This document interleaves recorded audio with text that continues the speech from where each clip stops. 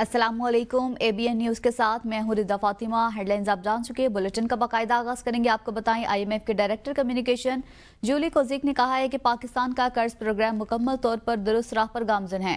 IMF के director communication Jully kojic ने कहा कि IMF के एग्जीक्यूटिव बोर्ड ने पाकिस्तान के मुआशी जायजे की 9 मई को मुतफिका तौर पर मंजूरी दी, जो कर्ज मुआहदे के शेड्यूल के ऐन मुताबिक है।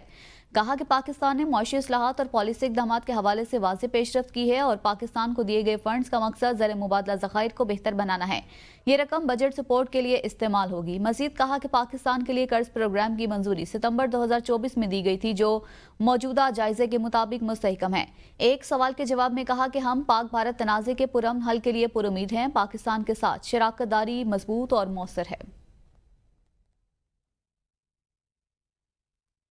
तर्जमान दफ्तर खारजा ने कहा है कि पाकिस्तान को अपने जोहरी कमांड एंड कंट्रोल सिस्टम पर मुकम्मल एतमाद है। दुनिया भारत की फिक्र करे। तर्जमान दफ्तर खारजा के मुताबिक पाकिस्तान आलमी मयार के मुताबिक काम करता है, हमेशा आलमी जोहरी सलामती के उसूलों की पासदारी की है। ज़राए के मुताबिक तर्जमान दफ्तर खारजा का कहना था कि भारत की जोहरी सलामती पर संजीदा तहफ़्फ़ुज़ात हैं। भारतीय माशरे में बढ़ती हुई बुनियाद परस्ती और इंतहा पसंदाना सोच ने जोहरी सलामती के हवाले से हकीकी खदशात को जन्म दिया। आलमी बरादरी को इस अमर पर तशवीश होनी चाहिए कि भारत के जोहरी असासे राजनाथ सिंह जैसे अफराद के कंट्रोल में है। तर्जमान दफ्तर खारजा ने मजीद कहा कि भारत में जोहरी मवाद की चोरी और ब्लैक मार्केट में फरोख्त जैसे वाक़यात इसके निज़ाम में संगीन खामियों का सबूत हैं। उन्होंने अक़वाम मुत्तहिदा और आलमी एटमी इदारों से मुतालबा किया कि वो भारत के जोहरी प्रोग्राम की आज़ादाना तहकीकात करें ताकि खित्ते में अमन व सलामती को यकीनी बनाया जा सके। तर्जमान अमरीकी महकमे खारजा टैमी ब्रूस ने कहा है कि पाकिस्तान और भारत के दरमियान अब जंग बंदी है। जानते हैं, पाकिस्तान और भारत मुकम्मल जंग शुरू करने के बहुत करीब थे। तर्जमान अमरीकी महकमे खारजा टैमी ब्रूस ने प्रेस कॉन्फ्रेंस करते हुए कहा कि पाकिस्तान और भारत में दरीना मसाइल की वजह से खित्ते में दहशतगर्दी हो रही है। अमरीका की मदद ने पाक भारत जंग रोकने में किरदार अदा किया, जो खुशाइंद है। दुनिया ने दोबारा महसूस किया है कि मसला हल नहीं हुआ। टैमी ब्रूस ने कहा कि जंगबंदी से तवील मुद्दती मसाइल हल करने की सलाहियत वापस आ गई है। अच्छी खबर यह है कि दूसरे खित्तों की निस्बत जंगबंदी का अहद किया गया है। आगे बढ़ेंगे। आपको बताएं, मीडिया हमारा सतून है। पाकिस्तान के मीडिया ने पाक फौज के साथ मिलकर जंग लड़ी। फील्ड मार्शल सैयद आसिम मुनीर की ऐवान सदर में सहाफ़ियों से गुफ्तगू। कहा, पाकिस्तानी मीडिया ने दुनिया को बताया कि हम सिर्फ सच बोलते और दिखाते हैं। फील्ड मार्शल सैयद आसिम मुनीर ने ऐवान सदर में सीनियर सहाफ़ियों से गुफ्तगू करते हुए पाकिस्तानी मीडिया के किरदार को सराहा और कहा कि हमने साबित किया कि हम मादरे वतन का दिफा करना जानते हैं। फील्ड मार्शल सैयद आसिम मुनीर को बैटन ऑफ फील्ड मार्शल हवाले कर दी गई है। सदर मुमलिकत आसिफ अली जरदारी और वज़ीर आज़म शहबाज शरीफ ने सैयद आसिम मुनीर को बैटन ऑफ फील्ड मार्शल अता की। सदर मुमलिकत आसिफ अली जरदारी ने सैयद आसिम मुनीर को फील्ड मार्शल का एजाज़ काबिल फ़ख्र करार देते हुए कहा कि कौम अफवाज की शाना बशाना है। हमारी अमन की ख्वाहिश को कमज़ोरी ना समझा जाए। वतन के हर चप्पे का दिफा करना जानते हैं। वज़ीर आज़म शहबाज शरीफ ने फील्ड मार्शल आसिम मुनीर को खराज तहसीन पेश करते हुए कहा कि अस्करी क़यादत ने दुश्मन के खिलाफ शानदार फतह हासिल की और फील्ड मार्शल आसिम मुनीर ने हर मौके पर मिसाली क़यादत दिखाई। ऐवान सदर में आर्मी चीफ सैयद आसिम मुनीर को बैटन ऑफ फील्ड मार्शल देने की तकरीब हुई। अस्करी क़यादत, वफाकी वज़रा, चारों सूबों के गवर्नर्स, पंजाब, सिंध और बलोचिस्तान के वज़राए आला ने भी शिरकत की। वज़ीर आला खैबर पख्तूनख्वा अली अमीन गंडापुर तकरीब से गैर हाजिर रहे। तकरीब में गैर मुल्की सफ़रा ने भी शिरकत की। फील्ड मार्शल सैयद आसिम मुनीर की ज़ेर सदारत कोर कमांडर कॉन्फ्रेंस शुरा ने कहा, सिफाकी भारत की पुष्पनाही से चलने वाली प्रॉक्सिस के जरिए की गई।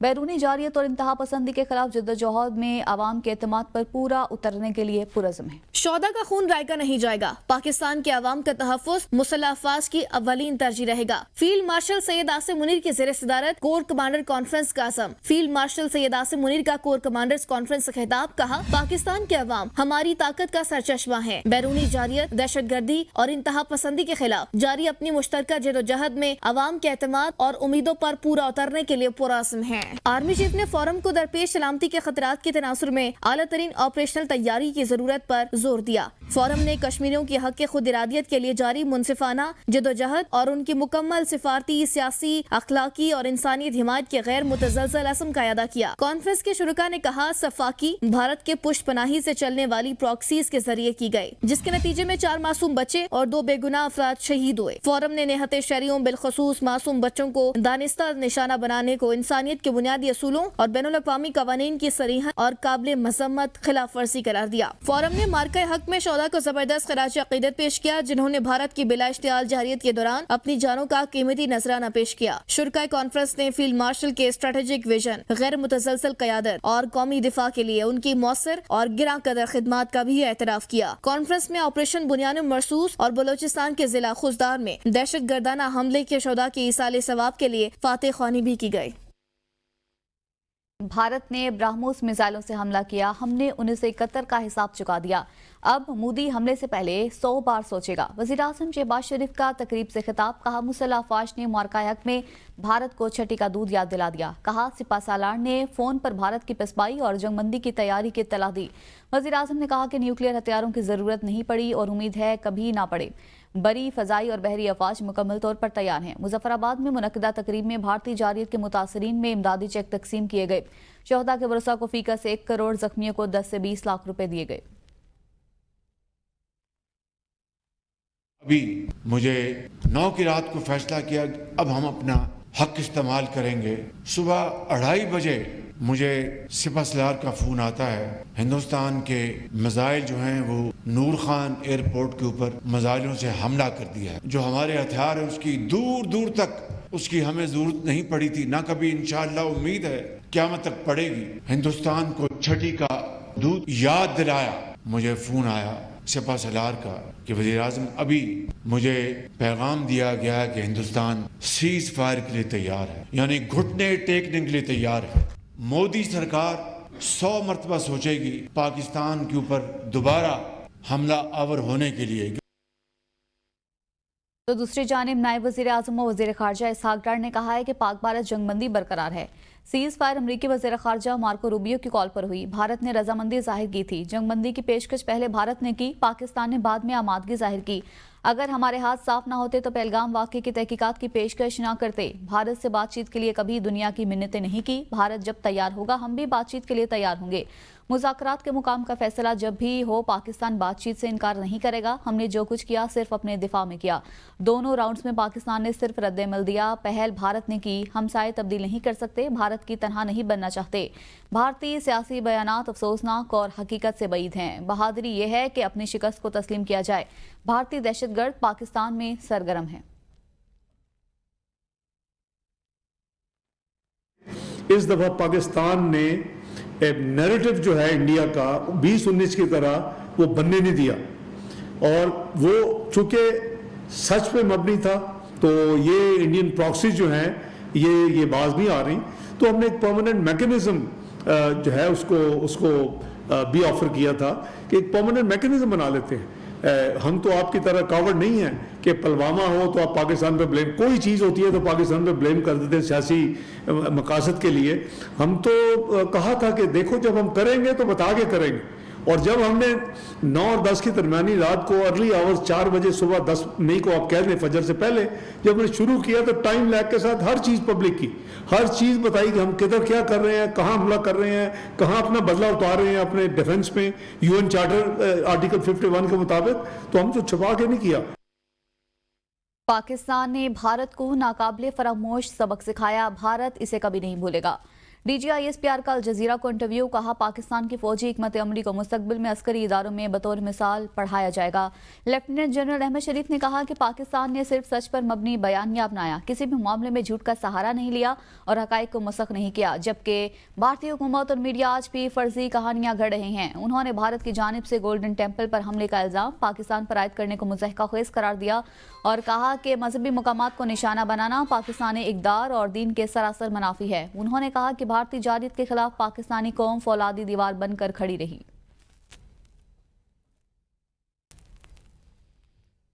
آگے بڑھیں گے، آپ کو بتائیں وزیر اعلیٰ خیبر پختونخوا الیمن گنڈاپور کا کہنا ہے کہ ڈنڈے کے زور پر پاکستان کو نہیں چلایا جا سکتا، ملک میں حقیقی جمہوریت کی ضرورت ہے۔ 2 مہینے کے بعد آج بانی پی ٹی آئی سے ملاقات ہوئی، بجٹ اور سیاسی معاملات پر بانی پی ٹی آئی کو بریفنگ دی۔ خیبر پختونخوا میں ہم نے آئی ایم ایف کے تقاضے پورے کیے، ہمارے ساتھ نہیں بیٹھیں گے تو آئی ایم ایف کی مزید شرائط پوری نہیں کریں گے۔ تحریک انصاف کا مینڈیٹ چوری ہوا، مذاکرات کرنے ہیں تو بانی پی ٹی آئی تیار ہیں، بانی پی ٹی آئی کی رہائی کے لیے ہماری جدوجہد جاری رہے گی، ہم بانی پی ٹی آئی کو ہر حال میں رہا کروائیں گے۔ بجٹ کے اوپر خان صاحب کو میں نے پورا بریف کیا ہے، حکومتی معاملات میں بریف کیا ہے، پولیٹیکل صورتحال میں بھی بریف کیا ہے، آج میں نے تو ملاقات کر لی, وہ بھی مجھے جس طریقے سے ملاقات مجھے ملی ہے 2 مہینوں کے بعد, یہ ایک زیادتی ہے. لاسٹ ٹائم الحمدللہ ہمارے صوبے نے وائس صوبہ ہے کہ IMF کے تمام ٹارگیٹ پورے کیے ہیں, پاکستان کے لیے کیے, پاکستان ہمارا ہے. لیکن اگر یہ رویہ ہے تو پھر IMF کی جو ان کی شرائط ہے اس کے اندر ہم ان سے بیٹھیں گے بھی نہیں اور نہ ہم ان سے بات کریں گے. پھر یہ جانے ان کا کام جانے کہ ڈنڈے کے زور پر آپ ریاست کو نہیں چلا سکتے. پاکستان کے لیے عمران خان صاحب نے ہمیشہ کہا ہے کہ مذاکرات ہے, اگر مذاکرات انہوں نے کرنے ہیں تو عمران خان صاحب اویلیبل ہے. وزیر اعلیٰ پنجاب مریم نواز نے کہا ہے کہ جن وردیوں کو ڈنڈے پر لٹکایا گیا, آج انہی وردی والوں نے ملک کی حفاظت کی. ہم نے رافیل طیارے اپنے GF-17 تھنڈر سے گرائے, ہم نے اپنے سے کئی گنا بڑے دشمن کو شکست پاش دی. نیت اچھی ہو تو اللہ تعالیٰ معجزہ کر دیتا ہے. سرگودا یونیورسٹی میں لیپ ٹاپ تقسیم کرنے کی تقریب سے خطاب میں مریم نواز نے طلباء کو مشورہ دیا کہ وہ کسی فتنے اور سازش کا حصہ نہ بنیں اور اپنی دھرتی ماں کے خلاف قدم مت اٹھائیں. ملک کو ایسے سنبھالنا ہے کہ اس میں کوئی سیاسی وائرس نہ آئے. جو بچے ان کے بہکاوے میں آ گئے آج وہ جیلوں میں ہیں. ہم قلم اٹھائیں گے, پتھر نہیں, لیپ ٹاپ اٹھائیں گے, بندوقیں نہیں. کبھی اپنی دھرتی ماں کے خلاف قدم مت اٹھانا.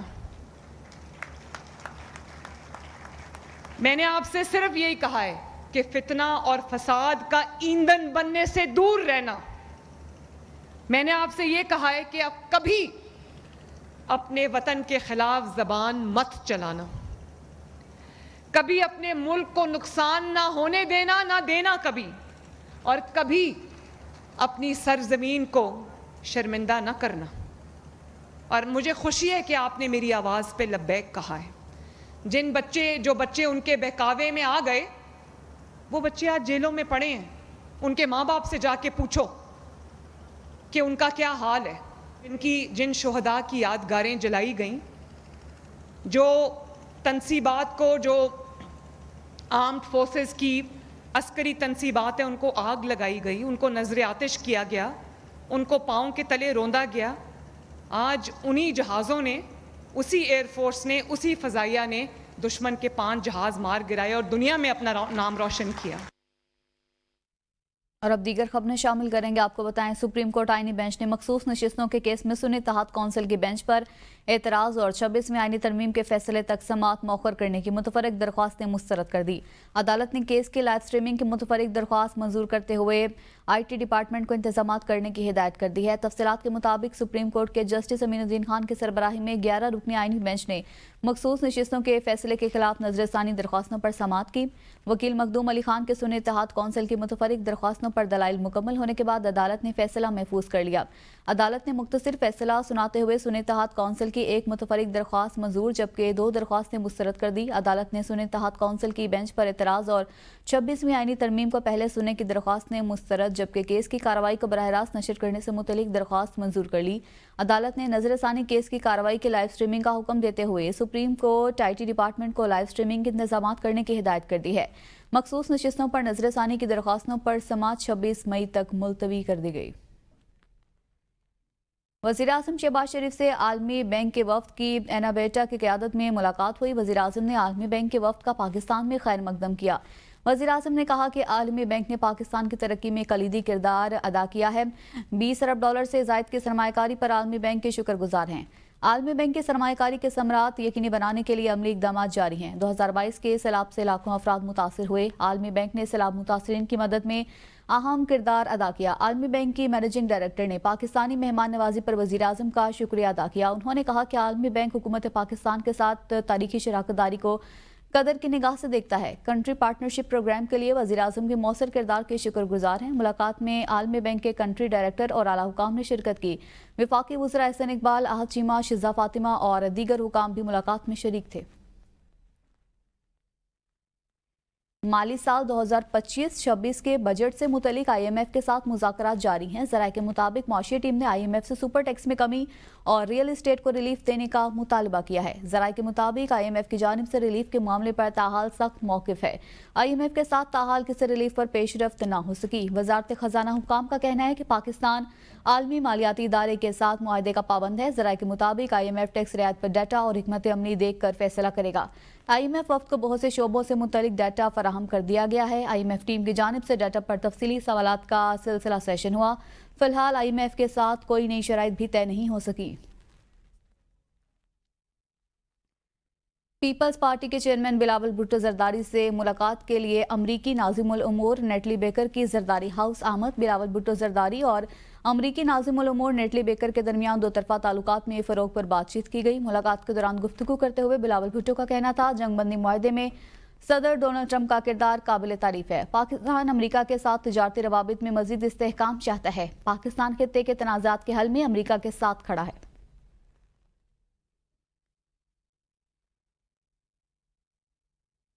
بانی پی ٹی آئی نے تیسری مرتبہ پولی گرافک ٹیسٹ کروانے سے انکار کر دیا۔ لاہور پولیس کی تفتیشی ٹیم اڈیالہ جیل سے واپس روانہ ہو گئی۔ لاہور پولیس کی تفتیشی team D S P Asif Javed کی سربراہی میں اڈیالہ جیل پہنچی تھی۔ تفتیشی ٹیم میں انسپکٹر محمد اسلم، انسپکٹر محمد عالم اور انسپکٹر محمد ارحم شامل تھے۔ پنجاب فورینزک یونٹ کے عابد ایوب بھی تفتیشی ٹیم میں شامل تھے۔ تفتیشی ٹیم بانی پی ٹی آئی کا 9 مئی کے کیسز میں پولی گرافک ٹیسٹ کرنے آئی تھی۔ لاہور پولیس 3 روز سے بانی پی ٹی آئی کا پولی گرافک، فوٹوگرامیٹک اور وائس میچنگ ٹیسٹ کرنے آ رہی ہے۔ تفتیشی ٹیم نے بانی پی ٹی آئی کے خلاف لاہور میں درج 9 مئی کے 11 مقدمات کے حوالے سے تفتیش کرنی تھی۔ Chairman P T A major general retired Hafeez ur-Rehman نے سینیٹ کی فنکشنل کمیٹی کے اجلاس کے دوران پیش آنے والے واقعے پر افسوس کا اظہار کرتے ہوئے واضح کیا کہ ان کی بے عزتی کرنے یا غیر پارلیمانی زبان استعمال کرنے کا کوئی ارادہ نہیں تھا۔ انہوں نے کہا کہ معزز سینیٹر کے کمرے میں واپس آنے پر محترم سینیٹر ایمل ولی خان کے ساتھ ہلکے پھلکے ریمارکس کا تبادلہ ہوا، تاہم اگر کوئی غیر ارادی جرم سرزد ہوا ہے تو وہ پہلے ہی معزز کمیٹی کے سامنے اپنی غیر مشروط معافی مانگ چکے ہیں۔ چیئرمین پی ٹی اے نے اس بات پر زور دیا کہ وہ سینیٹر ایمل ولی خان اور ان کے معزز خاندان کا احترام کرتے ہیں اور سینیٹ کے تمام اراکین کا احترام کرتے ہیں۔ سینیٹر شہادت آوان کی زیر صدارت سینیٹ کی قائمہ کمیٹی برائے آبی وسائل کا اجلاس منعقد ہوا، جس میں سندھ طاس معاہدے کی معطلی کے بھارتی دعوے پر تفصیلی غور کیا گیا۔ چیئرمین کمیٹی نے کہا کہ بھارت کی آبی دہشت گردی کسی صورت قبول نہیں۔ پاکستان کا زرعی و توانائی نظام پانی پر منحصر ہے۔ وزیر آبی وسائل معین بھٹو نے کہا کہ بھارت کا معاہدہ معطل کرنا یک طرفہ اور غیر قانونی اقدام ہے۔ سندھ طاس معاہدہ پاکستان کی لائف لائن ہے اور بھارت کو نیلم جیلم منصوبے پر بھرپور جواب دیا جا چکا ہے۔ سیکرٹری آبی وسائل نے واضح کیا کہ معاہدہ بدستور قائم ہے اور ہولڈنگ ان ابسس جیسی کوئی شک موجود نہیں ہے۔ اجلاس میں بتایا گیا کہ بھارت نے دریائے چناب کا پانی عارضی طور پر روکا، جس پر پاکستان قانونی، سفارتی اور عالمی فورمز پر مؤثر جواب دے گا۔ نیوز بلیٹن سے اب تک کے لیے اتنا ہی۔ کچھ دیر بعد حاضر ہوں گے ہیڈ لائنز کے ساتھ۔ دیکھتے رہیے بی این نیوز۔